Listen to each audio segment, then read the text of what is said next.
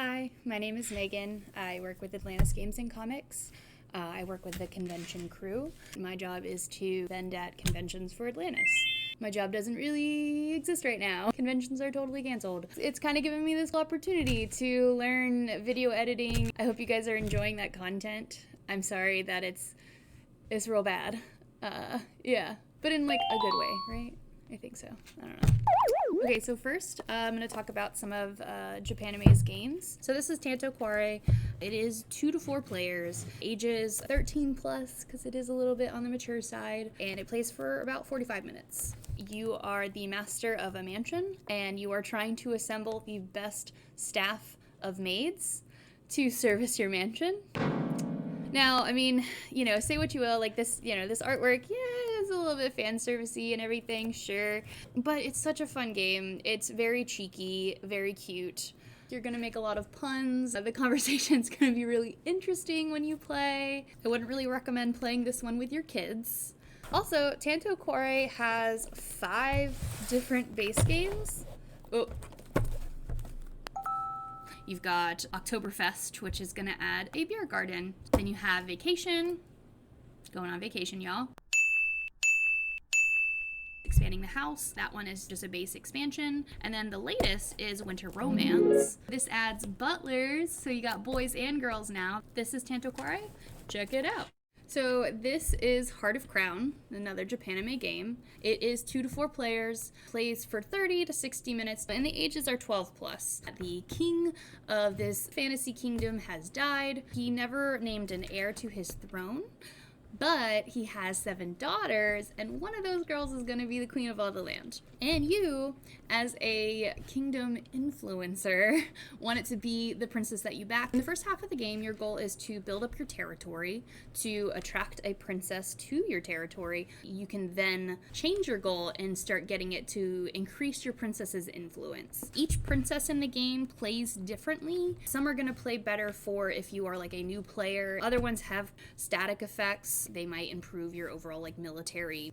And then there's even princesses for like if you are way behind in the game and you need to catch up. You're always going to have like your random market, and you're only ever going to have 8 different cards in the random market. This base game alone comes with 30 options for that random market. Just in that, you have so much replayability. I mean, you can change out that combination so many different ways. Also, I couldn't talk about this game without mentioning how beautiful the card art is. It's just so intricate and detailed. It's kind of got this like Lolita, chibi vibe, but it's like light and ethereal and gorgeous. The mechanics of how the game play just really loans itself so well to the story that the game is telling. The way everything is termed and everything, it's so well thought out to play into the narrative. I really care to be like swept up in the story that the game is telling, and it's really fun to kind of create that story. There is a whole other base game out right now called Fairy Garden, also combinable with the original base. There are 4 expansions, 2 to the original game and 2 to the new base game. And then all the expansions also come with a new princess, so that's really cool as well.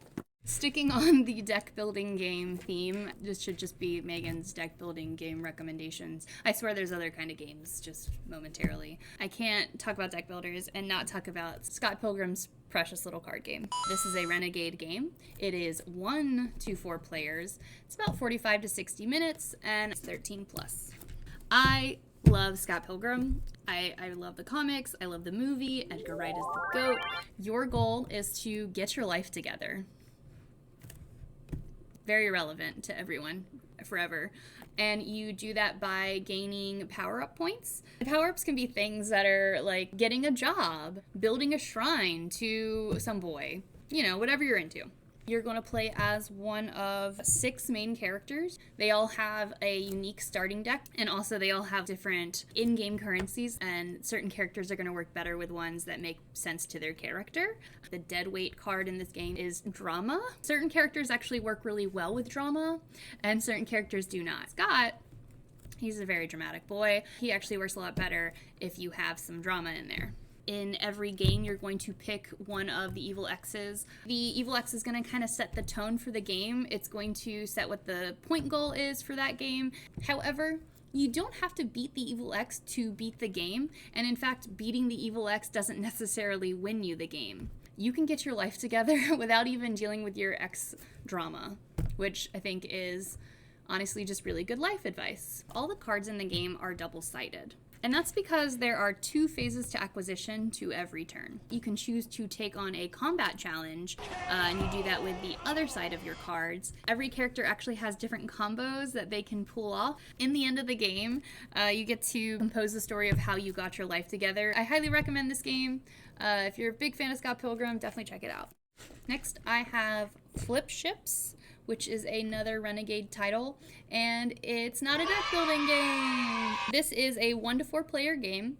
It is 30 to 45 minutes, and it's ages 8 and up. In FlipShips, there is an alien invasion going on your planet, and it is your responsibility to ward off the aliens and try to destroy their mothership and basically defeat them. FlipShips is a cooperative dexterity game. You are literally flipping pogs. Essentially, if you're a 90s kid, you know what a pog is. If not, I'm sorry. Little cardboard circles at cards on the table that are different spaceships. Different pogs have different abilities. Some can shoot lasers, some can be reflipped. If you lose health, you're going to get reinforcements. And the reinforcements are typically bigger ships with even better abilities. So the worse you do, the more the game helps you. Kind of nice. Thanks, game. Throughout this game, you have to try to flip your ships into the mothership at the end of the table. This open box that you're literally trying to get like baskets, flick your pogs into the mothership. It's nearly impossible, but when it happens, it is the most exciting thing in the world. Like, everyone's going to go wild. Everyone's going to think you're the coolest, which is, very important. And you'll essentially be saving the planet. It makes a good replacement for like a lot of party games. You're probably not going to win, and you're going to have a really good time, dying to a space invasion. Yeah, check it out. My next title is Visitor at Blackwood Grove. This is a Resonim game, 3 to 6 players. It plays for 5 to 15 minutes, and it's ages 8 and up. So in Visitor, an alien spacecraft has crash landed in Blackwood Grove. There just so happened to be a little kid there observing what happened. As soon as this happens, a bunch of government agencies are going to try to get to this guy, dissect him, chop him up, and steal a spaceship, take it for research, whatever. Luckily for the alien, he has a force field around his ship. He needs to get off the planet, and he needs the help of the kid to do that.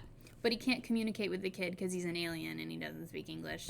Any media that has aliens speaking English is a bunch of baloney. That wouldn't happen. I mean, maybe if they were like smart enough to have some kind of like communication device that just translates everything, I guess that's possible, but not in this game. So the goal of the game is to try to figure out what can and cannot go inside the force field. It is an asymmetric game. 2 players work together as the alien and the kid, and all other players are going to work as a federal agency on their own, just trying to win for themselves, because they just want, they want all them good alien body parts to themselves. The alien is going to set a rule that defines what can and cannot go into its force field. This can be anything like, it's made out of wood, it's made out of metal, it's alive, whatever you want it to be. So if you're having trouble figuring out what you want your rule to be, that's okay. The game actually does come with a deck of cards that you can use to help guide your rules. And then once you get the hang of it, you can make up your own. I think that's kind of more fun.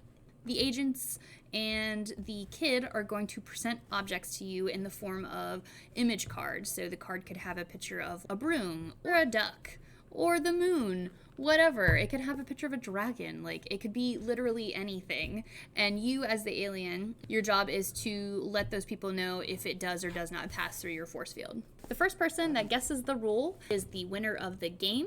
And there's a certain little mechanic I won't go too far into about how you make your guesses. It spawned a lot of really fun conversations. Like, I once kind of got into it with somebody about how I thought that ducks were worth more money than scorpions, and I was wrong. Yeah, apparently ducks are only $8. Yeah, it's kind of an odd concept. I would say it's kind of like Codenames meets E.T. I think if you're looking to have some weird conversations and like a different type of game in that vein of Codenames, this is definitely a really cool one. Check it out. So my last pick for games is going to be Dungeon Mayhem. This is just a great game. You are just a bunch of different D&D classes and you're just battling it out. So the characters in this one are Barbarian, Rogue, Paladin, and Wizard. Each of them kind of plays uniquely, but it's a super simple game. You're trying to be the last person standing. Everything you need to know on how to play the character that you're playing is literally on a card in your character's deck. And it's super simple. There's maybe 4 things you need to know. You could literally sit someone down, teach them this game in like 2 minutes, and then you could play it for hours. Every character is pretty balanced and has a chance of winning. I also really love the card art. It kind of gives me like old school Dragon's Lair vibes. There are expansions for this game out now. In this one, you get a ranger and a druid. And then this is the Monster Madness box. In this box, essentially you're going to get the ability to play as monsters. There's actually 6 different monsters that you can play in this box. And then this is also a holding box. Everything out for the game at this point will fit in this box. 2 hours later. All right, so the last thing I want to talk about for my staff picks is these pins, because they're amazing. You've probably seen this boy in our store, but what you didn't know is that there are so many other ones. They're incredible. And yeah, SpongeBob forever. So that's it. That's my staff picks. I hope that you enjoyed this video. Please keep in mind that we are doing free shipping in Hampton Roads for orders over $30. Everything else is a flat $5 unless we specify otherwise. We really appreciate all your guys' support. We're hoping things go back to normal and we can have you guys back in the stores, and we just want to go back to normal too. Have a great day. Bye.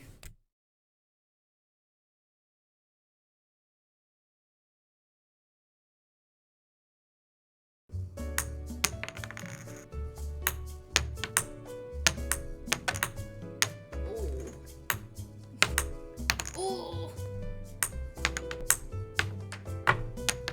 What?